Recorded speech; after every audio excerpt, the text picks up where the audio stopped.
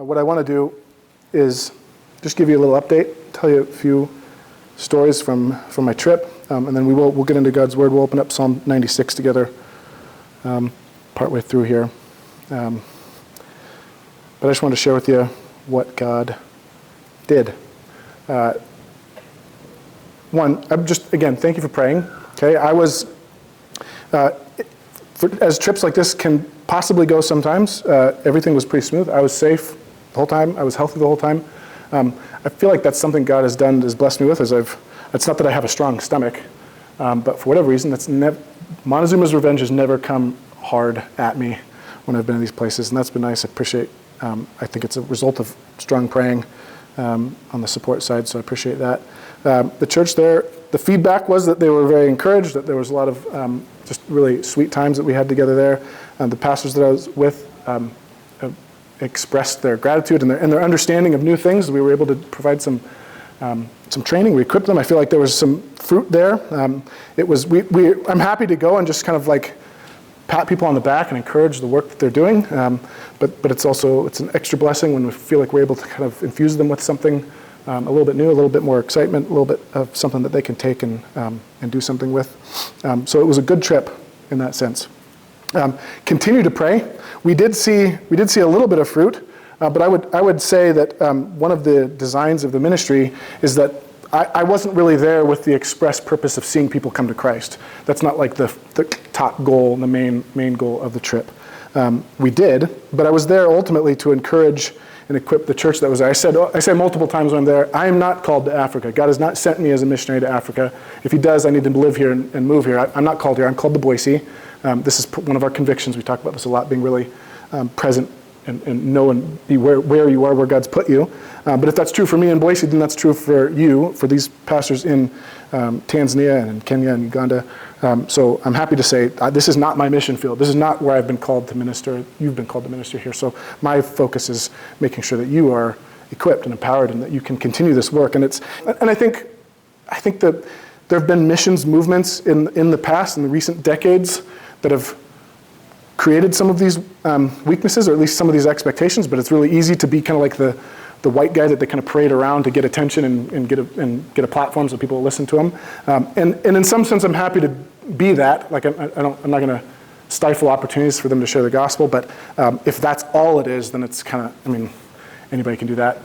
That's not a sustainable thing. We want to be able to leave and for the work to continue, obviously. So there's still a lot of work to do, and it's hard. There's always that feeling that you want to report like really successful trip. You want to give all these numbers and tell about all these decisions that were made for Christ. But as we've said before, the Great Commission is not to go and make converts or to collect decision cards or have people raise their hands. It's to go and make disciples and to teach them to observe everything that God's commanded them or Jesus commanded them, and that takes a lifetime. So this is for at least 8 people that we know of. They may have sort of entered the narrow gate, but they've got this long journey ahead of them. And need our prayer, and the church needs prayer to disciple them well and to include them in the family and to take what they've learned and hopefully replicate that and multiply that. And so there's a lot of things that need to keep happening. It's easy to say, yeah, there was some fruit, seeds were planted, time will tell how successful all that is, and there's a lot of things that need to happen, that the Spirit needs to continue to do, that really don't depend on us or require my presence in any way. So please continue to pray for the churches and the pastors and the people there. I said over and over to people, you have family in Boise, Idaho that is praying for you right now and will continue to pray for you. So I told them that, so don't make me a liar and not do it. Pray for them. So as the trip went, I spent the first few days, or first about 4 or 5 days with Pastor Theophil. I think you've probably heard remnants of his story over the last a couple of years actually. We've been talking to him, working with him for, almost 4 years now, I think. And we've been doing, because of COVID, pretty much everything was on Zoom or phone calls. So we've been giving him some resources and training and talking to him about how to just be present in his community. 3-4 years ago, he was just kind of a lay member, like maybe a volunteer leader in one of the small ministries in the church, and just felt this burden because he was commuting from his community into the main city or closer to the main city to go to church, and it was 30 minutes, 20 minutes. For them, it was a taxi, and because they don't have cars and stuff, and his whole family. And so he was feeling that distance and also feeling this growing need to reach his own community. He connected with me, and I gave him this kind of vision for that kind of long, patient laboring alongside people in your community. And he caught that and started wanting to pray for and reach the people in his own neighborhood. And then before he knew it, he had this group of people that had come to Christ and were showing up at his house like every night. And one time I was talking to him. We were doing like a training thing. We had planned like this hour and a half long conversation. We were just working through some stuff. And I realized it was later in the night because of just the ways our schedules work out. And when the internet's strong and when the connection's strong for him, it was getting later in the night. So I knew it was like 9:30, 10 o'clock. And I'm like, brother, you need to go. It's time. You need to go rest, go to sleep, whatever. And he goes, oh no, I've got these people that have come. They've been in our house waiting for us to be done. And they come every night to pray and to read the Bible together. It's like, he had this group, and to me that was just so wild and beautiful that he opened up his home like that, and that these people were coming and they wanted to be there and wanted to learn, and he was spending time, and that they were just waiting for us to have our conversation on the phone. So I felt even worse. I said, get off the phone now. Anyways, that turned into a church. There's about 50 people or so. This is who I spent time with.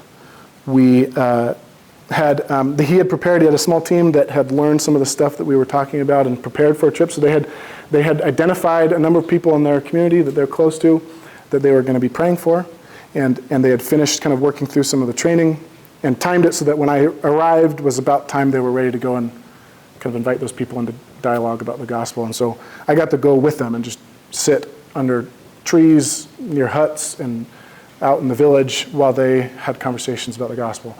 I didn't have any conversations with them about the gospel. I don't want to. I'd say an ideal trip would be me not doing anything except for just praying for them, encouraging them afterwards, maybe interjecting here and there if I can help, if they're not sure about something. But the best trips are the ones where I'm not doing anything and they're doing everything. And so it kind of went like that for the most part. And I was able to interject here and there. I was able to nudge them one way. Just the opportunity to be with them and watch them converse. While kids are running around, all this stuff. So it was really sweet. I got to be in a lot of those conversations, and it was really, really encouraging. One thing I found myself saying a lot in those conversations, or if I had a chance to interject, one of the things I had to say a lot was try to talk them out of it. Let's try to talk them out of it. I don't know if it's just the culture. I think partly maybe the fruit of the ministry, where they're not coming at them cold. It's not like a knock on the door. Can I talk to you about Jesus? Cold turkey kind of conversation. It's something that they've been prepared for. So usually when we're there, it's been months of praying for them and talking to them about it. It's not like a hidden prayer. We say, go tell them you're praying for them and engage them in these dialogues so that they're kind of ready. You know what I mean? So when we get there, most of the time they know what's up. They know what's coming. They know what they got to do. The Spirit's led them in that. They've figured it out. And so just sharing the gospel, it's almost kind of easy. I don't want to say easy. There's a lot of difficulty to it. But it's almost like they're ripe and ready. And so what I found myself doing is saying, try and talk them out of it. Try and convince them not to do this. Try to tell them how hard of a decision this is. And it happened a couple times. One I can remember specifically. The lady was a little older, and she was willing. She said, someone asked her, would you be willing to repent and give your life to Jesus right now? She was kind of like, yeah, sure. You know what I mean? And I go, oh, wait. Try to talk her out of this. Explain to her that when the creator of the universe dwells in a heart, he doesn't dwell in that heart to be anything other than the king. If you think he's going to you can shrug the king of the universe into your heart, you know what I mean? Or you can invite him in to be a maid or to clean up your mess or to have access to part of your life, but not all of it. If it's anything other than that, don't do it. Plead with him not to do it. Say, whatever you do, don't pray right now and ask Jesus to, you're not ready. You know what I mean? And they did. And she decided not to. Once they started describing that, she became really hesitant, tentative, and I'm glad. And it gave us an opportunity to talk about what we were just saying. We're not here trying to get raised hands. We're not out trying to just get quick decisions. We're out here to make disciples. We're out here to plant the gospel not on the surface so it's received quickly and then fritters away at the first hardship. We want it to be planted deep. We want to make sure the heart's been, to the extent that we can perceive it, we want to know that the heart's been sufficiently tilled up and that the gospel can be planted really deep. And it's so much better to let them wrestle with this. Say, go, you think about it, I'll come back in a couple days. and see what happens. And I say, I just pray that God torments them, that they just can't sleep for the next 2 nights before you come back, and then we'll see what happens. So I'm still waiting to hear what happens to that lady as we get back. But those are people that you can be praying for. We did, in that time, we saw 8 people that I can count, 8 people that gave their life to Jesus. We celebrated that a lot. Some of them were younger people. There was one family, an older lady, I think it was the grandmother and 2 of her grandsons, and their mother. So it was like 3 generations all gave their life to Christ after a long, good, thoughtful conversation. It was really beautiful. And particularly the older people, I don't know why, it just feels like you see, there's a sense in which they probably know more of the weight of things as they've lived so much of their life on one side, and they feel, it's probably a lot harder too, and they feel this transition and feel like the giving up feels like there's so much more that they're giving up. And anyways, it was really beautiful to see. Like I said, continue to pray for them. I was at the same time on the plane over, I did do some reading, and I was reading The Pilgrim's Progress. I don't know if you've read that before, but it's really cool. And I just had this thought that what they've done is they've done what Christian does early on in the book, which is enter the narrow gate. And so much of that journey is the journey after the gate. There's no guarantee. And this is a hard thing to say. It's a hard thing to say as a white guy with relatively a lot more money than any of them, to say, there's no promises here. There's no guarantees that this decision is going to make everything better, or that all the hardships are going to go away, or that all of a sudden food's going to show up in abundance every day. You know what I mean? It's hard. It was hard for me to say that, but we had to keep kind of coming back to that, because there's the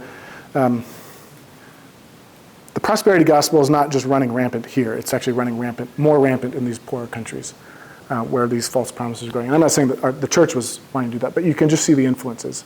You can see this instinct, this want to say how much better life is going to be. And sure, it obviously is. There's so much more hope and joy and opportunities for that after Christ. But to be really careful not to say life is going to be easy. In fact, in a lot of ways, it's going to be harder. And to put that out there before them. Another instinct that we had, and I'm not saying this to be critical or anything, it's just ways in which we were able to kind of guide them and help them to see maybe a more careful, thoughtful way of communicating some of these things. Is there was an instinct, and Theophil would admit this, I'm not bad-mouthing him, he would admit this if he ever listens to this, I don't know, that he had this sort of natural instinct to, once they gave their life to Christ, or even before sometimes, to talk about his church and say, hey, we're over there, why don't you should come. And particularly after they came to Christ, well, the next step is you got to come to church and become a member, and you got to do all this stuff. And so the other phrase that I found myself saying a lot was that Jesus is after their soul, not their Sunday mornings. Jesus is after their life, not just their Sunday mornings. The goal here is not to build up our church. The goal here is not to build up our ministry. The goal here is to see Christ exalted and for them to cling to him. And as you begin to live life with them and disciple them and return and visit them and spend time with them, hopefully as they grow, I believe that as they grow in their understanding of God and what Christ has done for them, that they will ultimately make their way to church. And even in that culture, it's almost kind of given. You didn't really have to say anything. They almost kind of knew instinctively. But we wanted to say even we don't care actually if you come to church. That's not, our goal right now that's not the goal here. We don't want that to be the case. And I want to say radical, but that was a really interesting shift. And you saw a lot of, saw a lot of really, really good conversations that came out of it. And it created the opportunity to say, no, the next step is not that they come to you and spend time and try to plug into your programs or whatever is going on. The goal is that you got to go to them. When somebody is, this is a good analogy because we got a lot of new young babies in our church and more coming, that a baby needs specific nourishment. Yes, it's true that it takes a village to raise a child, that quickly, hopefully, they're passed around and they get the love and the care of many people and many different people at different times. But early on, they have one very specific need, and it's their mom, and it's their mother's milk.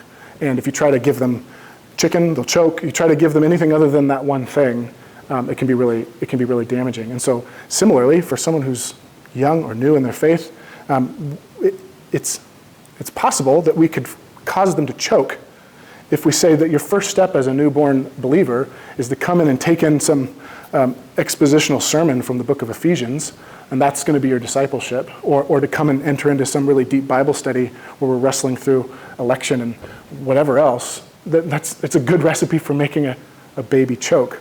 When what they need is they need milk. They need just the fundamentals and the basics. And so we give them resources for that. We give them some direction on how you can do those things. It's very, very simple things, but we say you have to go to them. You got to go to them and pursue them and spend time with them and be with them in their home. And part of that is because that communicates to them that this new journey is not lived out just in Sunday mornings and just in the church building. It's not, you're a Christian now, so come walk with Jesus in the church. Come walk with Jesus down the road a few blocks away. It's, no, you start walking with Jesus today in your house as you're doing living your normal life and encountering your kids and all the things that go on in your home. And so as a church, we want to join you there. And that was I think that was a really good thing. That's, ideally, when we've done these trips, I would say that is what we hope to see happen while we're there. We didn't, and partly just because of schedules and just the way in which some of those things worked out. We didn't have as much time. We spent about 3 days visiting people that in the community. In the past, maybe we've spent 5 days visiting, and what we'll say is like halfway through, we'll say we will not go with you to go visit anybody else new. Like if somebody else that you say needs to hear the gospel for the first time is waiting for us, we don't care. We're not going to go see them. We trust that you're going to go see them. It's more important that we go back and visit the people that have given their life to Christ in the first couple of days than it is for us to go see new people because of what we want to come out of this time. We want to see people established in those rhythms. And so I'm telling you that because that's our heart. And we've communicated that this is the emphasis of our ministry and what we want to see happen. But just because of the way it worked out and the timing, like I said, we didn't do that. I think I communicated that with Theophil. He's got a lot of work to do. There's a lot of people to follow up with, and he needs to bring the people in his church with him. It's not just his task. It's not the pastor. Theophil's not the one that has to go and disciple. You don't need to be a theologian or a pastor to teach people the basics of the faith. You just have to be, we just say, you just have to be one step ahead. You just have to be telling them what you learned the day before. So we find that even new Christians oftentimes are the best evangelists and sometimes even the best disciplers because they're so excited. Let me tell you about the thing I just learned yesterday, basically. So I'm telling you that because we didn't get to see a lot of those things, so that would be a really intense prayer that these people would be followed up with, that discipleship would happen, that would happen intimately, and as also in community, and that Christ would be exalted in all of that. I got to baptize 10 people, which was really, really cool. Not people that had given their life to Christ that week. It was people that had previously given their life to Christ. I just felt like I wanted to share it because it was just a really sweet moment. I got a real privilege, really. I got to speak to them about being on a mission where you're there to talk about evangelism and sharing the gospel. It's really easy to talk about how, as the church, it's our job. We preach Christ crucified. We collectively together as the body, when we're together, when we're sharing in the Lord's Supper, we're proclaiming the death of Christ until he comes. There's a lot of opportunities to talk about how we have to be here together to do that. And I think even the sermon I preached on Sunday was a sermon on come and see. It was on Philip's first evangelistic sermon when he told his brother Nathaniel, come and see Jesus. So we talked about the need to proclaim the gospel, to invite people to Christ with our mouths. And baptism was just a cool opportunity to say, this is like the one time, maybe not the one time, but this is one of the clearest times when you get a chance to proclaim the gospel with your body, like with your actions. We say the baptism is like gospel theater. It's when you put it all on display and you show with your posture and your physical body the death of Christ, the burial of Christ, and how you've identified with him, and then also the resurrection of Christ and how your hope is in that resurrection with him as well. And that was really neat. I think they understood that, and there was a lot of celebrating, a lot of singing. I got to do it it was a concrete hole in the ground, which actually I was jealous of. I wish we had something like that. I told him that if he planned to do it in a river, I'd probably be too scared because of crocodiles. So luckily we didn't do that. So then after that, we did, that was about 4 days plus a Sunday worshiping together and fellowshipping together. And then Pastor Theophil and I got on a plane, or a few planes actually, and hopped around to another smaller town in Kenya where there's a Pastor Alfred there. And then 2 other pastors that we've been working with in Uganda that we said, here's some money, catch a bus, try to join us, because it was just too hard for us to get to all those places.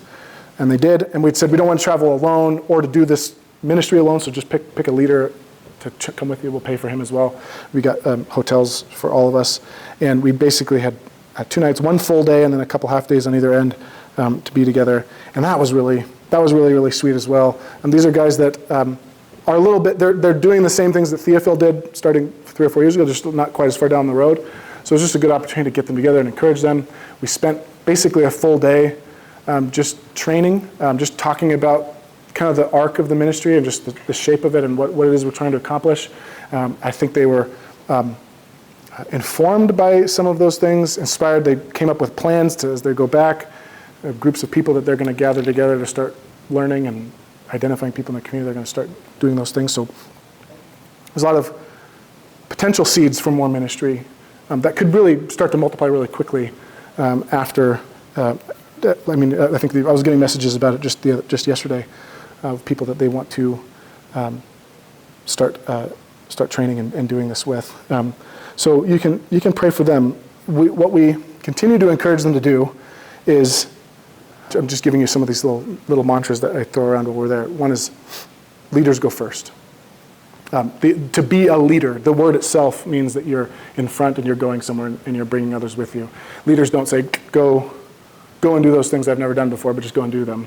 And so we're constantly saying that in order to train people, in order to lead the people in your congregations, in order to see a church full of members who are all equipped to pray for and share the gospel with their neighbor, you have to do it first. And you have to do it in a way that they can replicate. So when pastors in these places, when they lean on really heavily the crusades and street preaching and big kind of evangelistic gatherings where they preach to as many people as they can with the speaker, I say I'm not saying God can't use those things and hasn't and won't, or that you should necessarily just stop doing that. But if you want to train people in your church to do it, that's not going to work because none of them can do that. And all they're going to do is watch you doing that and they're going to say, evangelism obviously is not for me, because that's all they get. So you have to lead them in it, but you have to lead them in something that they can replicate. So we say, even in these things where they're practicing how to have a conversation, constantly telling pastors, you have to learn. Pastors more than anybody have to learn to shut up. You have to learn how to not talk, how to listen well, how to ask questions, and to not jump at every mention of Christ and preach a sermon, because not only is that might not be effective, but that's an easy way to squash anybody else that's watching and their ambition or their desire to participate in this kind of thing. So you can pray that as they're doing these things, that they will remember that, and that they will lead well there's a sense in which they have to embrace a kind of humility. It's almost like a lot of them are going back to the drawing board, saying, okay, there's something here that I have to learn like everybody else. You got to just learn this. And so we say, don't go, if you've never done this before, don't go train anybody. Go learn and do it yourself, and maybe just invite a couple people to join you, because you shouldn't be doing it totally alone. So you can pray that it would go, but it wouldn't go so in a rush, in a hurry. I'll tell you, we are not, our ministry, and I think as a church, it's not a numbers game. We're not after big and flashy and reporting big numbers. We're not in it for numbers. But I also know that there's an ambition that we have to do great things for God. And I don't want to be there a killjoy and squashing all their ambition to see great things happen for the kingdom. So there's this need to find a balance. And I'll give you the example. I might have shared some of this with maybe a few of you before. I don't know. And maybe you'll get it. But this is the analogy I give them. And it's a fun conversation to have, because it opens up new categories for them. It's always interesting to try to figure out how you translate all this appropriately. But what I did is I take a napkin and I unfold the napkin, and maybe it's so big and it's pretty thin, and I just say, okay, now imagine that this napkin was as infinitely wide and long as it needed to be, so that you could fold it as many times as you need to. And I want you to imagine if you folded this napkin 50 times, how thick would the napkin be after the 50th fold? I'm asking you. I'm curious if you know it, don't say anything. But if you don't, what would your guess be? If you were theoretically able to fold a napkin 50 times, how thick do you think the napkin would be? So it's something like 30 million miles. Yeah, almost. It's monstrous, because it's just multiplication. Everything's doubling. So even when you do it, like you can take that napkin, if you're doing this for somebody else, you take that napkin and you can fold it. You can probably fold the napkin like 7 times. And even after 7 times, actually you're probably about a half an inch after 7 times. And so, it looks like it's going to be pretty slow. And it is for the first 40 folds. But eventually you're doubling a mile and then 2. And it gets big really fast. But even when you unfold that napkin, if you were to say you started with one soul, you're one person, and you say, okay, every year I'm going to labor for and pray for one person. I'm going to give my evangelistic attention to one person that I know and can connect with, and I'm going to pray for them really intensely and and try to have a conversation with them and disciple them. If you could one person a year, and in their discipleship, if in their discipleship, you give them a vision to do the same thing. They got to multiply as well. They need to be obedient to the Great Commission. So, in theory, that napkin folds once, and then if you were to unfold it, you'd have two squares, right? So you fold again. So after 7 times, you unfold the napkin, and there's a lot of little squares. You're like, okay, essentially, if you took 1 year to lead one person to Christ and gave them a vision to do the same the next year, 50 years, you want to have an impact. 30 million people in one go. I think I did the math. If we started with one person here, it would take 18 years to reach all of the Treasure Valley, 900,000 people, 18 years, which is not that long, you know. And the reality is that you won't, because the enemy is still present. People will reject it, backslide, fall away, whatever it is.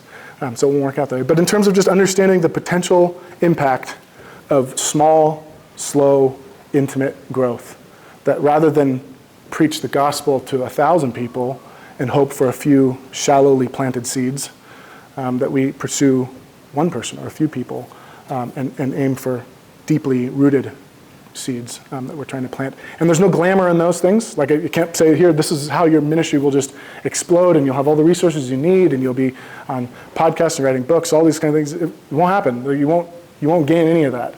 In fact, the only way that this works is when you lead someone to Christ, and then you tell them that they have to go and lead someone to Christ. You don't take it upon yourself to go make more and more and more. You empower people and you give ministry away. You tell me this. That's a challenge for some of these pastors. You have to give ministry away. You have to be willing to be kind of obscure and unknown and allow other people to do the work. And they received it really well, so I'm encouraged by that. And we just pray that those things continue. But that's kind of what we're after. And I've mentioned, I think even in our in our Discover BGC stuff, that CPE, that's the name of the ministry, Church Partnership Evangelism, has had big influence on even our church. That a lot of those principles of just slow presence and intercession and prayer and conversations and life together are kind of baked into that ministry, at least into the emphasis on those things more and more, even more recently. And so hopefully you can see that, and you can be praying along those lines that that people would kind of catch that. And it's not something that we'll be able to report on. It's not like I can come back and say, here's the 30 million, you know. But there's 8. And then maybe in a year or two, there'll be 30. They'll be deeply rooted, plugged in. They will themselves understand the depth and the beauty of what God's done for them, and they'll be eager to share it with others in the same way. So that's the trajectory of everything. That's what we're trying to do. That's why it's fun to talk about some of the little things that God did, but also continue to pray that those little things would turn into big things, not even right away, but just over time, and that that the church would be encouraged and built up. So I turn to Psalm 96, and the question I want to ask is why go? Why do we go? Why do we go to the nations with the gospel? I'm going to start in verse 3, just read to the end. It says, declare his glory among the nations, his wondrous works among all peoples. For the Lord is great and is highly praised. He is feared above all gods, for all the gods of the peoples are idols, but the Lord made the heavens. Splendor and majesty are before him. Strength and beauty are in his sanctuary. Ascribe to the Lord, you families of the peoples. Ascribe to the Lord glory and strength. Ascribe to the Lord the glory of his name. Bring an offering and enter his courts. Worship the Lord in the splendor of his holiness. Let the whole earth tremble before him. Say among the nations, the Lord reigns. The world is firmly established. It cannot be shaken. He judges the peoples fairly. Let the heavens be glad and the earth rejoice. Let the sea and all that fills it resound. Let the fields and everything in them celebrate. Then all the trees of the forest will shout for joy. before the Lord, for he is coming. He is coming to judge the earth. He will judge the world with righteousness and the peoples with his faithfulness. So verse 3, it says, declare his glory among the nations, his wondrous works among the peoples. That's a very proximate word, among. It doesn't mean send Facebook messages across the internet to them about it. It means go and be among them. The same is true for your neighbor. It doesn't mean lob your prayers across the street. It means go and be among them. So the question is, why go? Why go either to Africa or to your neighbor? And there's a lot of, I'm going to say, there's a lot of bad ideas about this out there. And so I'm going to speak plainly. We don't go because it's an adventure. We don't go because it makes our Instagram feed look super inspirational. We don't go because it checks off the missions box that we feel like we need to check off once every few years. We don't go because it gives us a greater sense of being useful. I've heard it said that, well, if you can be more useful on the mission field than you are at home, then you should go to the mission field. I'm not saying there's not some wisdom in that, but we don't go for our own usefulness. And we don't go for them. I said that a couple times while I was there. I said, I'm not here for you. I'm not here to see you. I'm not here specifically for you. I'm here to see Jesus, is what I said.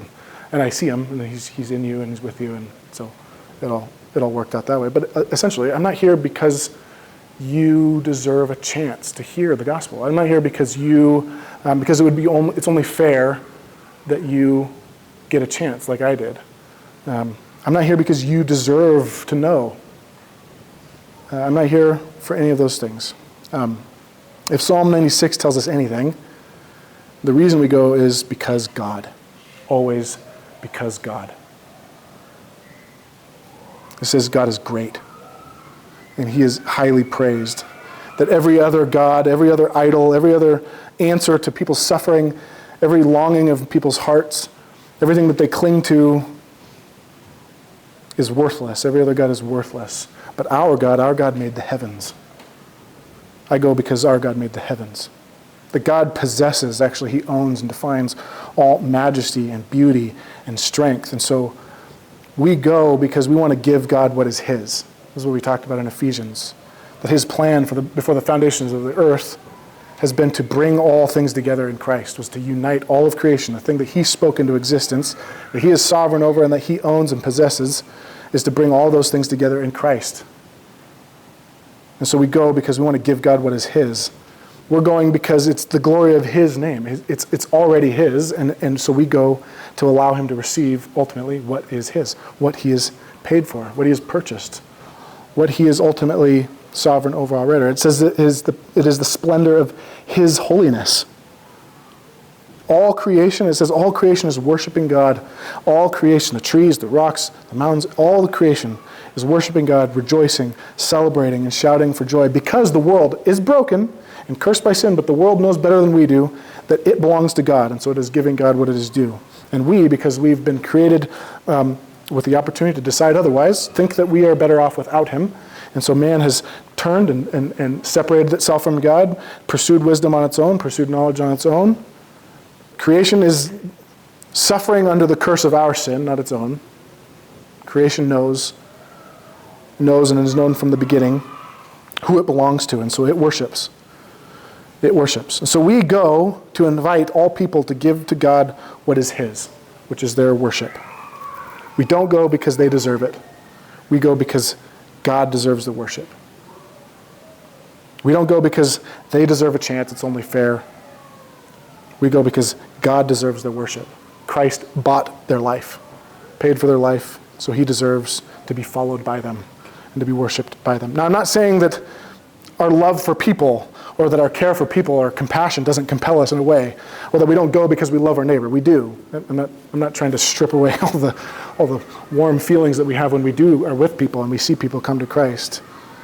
But if the reason that we go, whether it's Africa or our neighbor, is primarily because we think that they deserve a chance, I think we will be quickly disappointed. We will find that they, like us, are dead in their sin and are prone to wander and prone to look for other things. And even when they hear the truth, they're prone to twist it, and they're prone to corrupt it, and prone to use it for their own good and their own pleasure and their own power, just like we were. I'm not putting them in a different category, just like we were. And so if we are motivated by them, if we're motivated to give them something that they deserve, we're going to be quickly disappointed and quickly burned out. If we do it for people, if we do it for their praise or for their welcome or their honor, we will quickly be disappointed and we'll quickly burn out. The only thing that can sustain a mission that will be fraught with rejection throughout, over and over and over and over again, is if we are motivated by something that doesn't end, which is God's glory and God's goodness and his holiness. If we make sure, if it's always because he deserves it, then we can endure whatever, however long the flights are, however stiff the rejections are, however complicated the conversations are, hard the questions are, we can endure all of those things because God deserves their worship. So we will continue to persist. So we don't go because they deserve to hear the gospel, we go because Jesus deserves their worship. We don't go to show them anything. We don't go to show anything to the world about us or about our church or about our commitment to the kingdom of God. This has happened multiple times where they want to honor you. They want to say, we just are so thankful. We're so thankful that you've come all this way. It must be so hard to leave your family, to travel such a long distance, pay all the money that you pay to do these things. I'm just so honored. In fact, several people that are hearing the gospel maybe for the first time, they just are so happy that you're there. And it's those times that I want to leave. I don't even want to be in there. If somehow you've taken from all this that I have come some great distance to reach you, then you're missing the point. The reason why we go, the reason why we leave our comforts to enter into other people's suffering with the good news and the hope of the gospel is because Jesus went an eternity. Jesus left the comforts of heaven and the glories of his own throne and entered into our suffering. And that distance is eternally further than any distance I will ever cover. So I'm not saying it's not a difficult thing or that going and that traveling that distance isn't significant, but it pales in comparison to the eternity that Jesus crossed over in order to enter into our life and to take our suffering and to share with us the good news. So if you want to honor me, you'll do it by acknowledging that one came further and one did more and what did more for you. And that's what we're here for you to understand. This is not about us and the great sacrifice or adventure that we went on to pursue you. This is about how far Jesus went to pursue you. So let me just end with that. We go because God is worthy. We go because God is worthy. Let me just end by reading this again. Psalm 96. Starting in verse 3. Declare his glory among the nations, his wondrous works among all peoples. For the Lord is great and is highly praised. He is feared above all gods. For all the gods of the peoples are idols, but the Lord made the heavens. Splendor and majesty are before him. Strength and beauty are in his sanctuary. Ascribe to the Lord, you families of the peoples. Ascribe to the Lord glory and strength. Ascribe to the Lord the glory of his name. Bring an offering and enter his courts. Worship the Lord in the splendor of his holiness. Let the whole earth tremble before him. Say among the nations, the Lord reigns. The world is firmly established. It cannot be shaken. He judges the peoples fairly. Let the heavens be glad and the earth rejoice. Let the sea and all that fills it resound. Let the fields and everything in them celebrate. Then all the trees of the forest will shout for joy before the Lord, for he is coming. For he is coming to judge the earth. He will judge the world with righteousness and the peoples with his faithfulness. Amen.